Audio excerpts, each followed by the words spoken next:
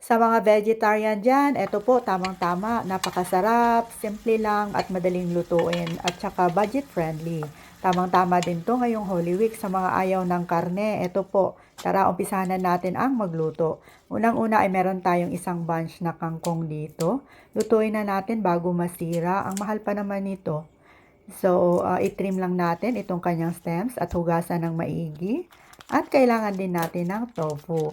So, mga 1/3 lang po yung kailanganin natin dito. Mga about 1 cup pag na-slice na po. So, i-cut lang natin into cubes.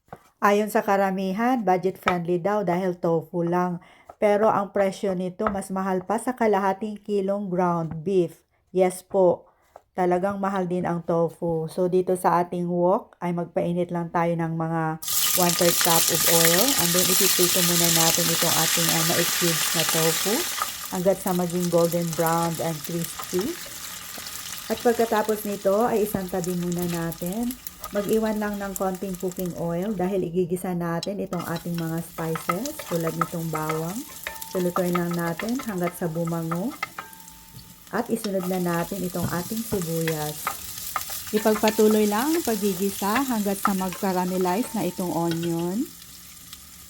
Maglagay ng konting tubig at saka oyster sauce, mga about 1 and 1/4 tablespoon. Nasa inyo na po kung gaano po kadami yung ilalagay nyo. Ayaw na rin po sa inyong panlasa.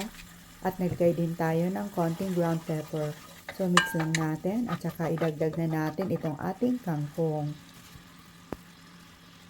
Pagkatapos, takpan lang natin at lutuin ng mga about 2 to 3 minutes. Yung hindi naman po ma-overcook itong ating gulay. Timplahan natin ng konting seasoning at saka 1 teaspoon of sugar na ayon sa inyong panlasa. At idagdag na natin itong ating nailuto kaninang tofu. So, paghalo-haluin lang natin, dahan-dahan lang po para hindi naman po madurog itong ating kangkong. Timplahan ng asin ayon sa inyong panlasa. At pag okay na to ay pwede na nating ilipat dito sa ating serving plate. I-try nyo na din itong lutuin mga mamshe. Tara, kain po tayo. Daghang salamat!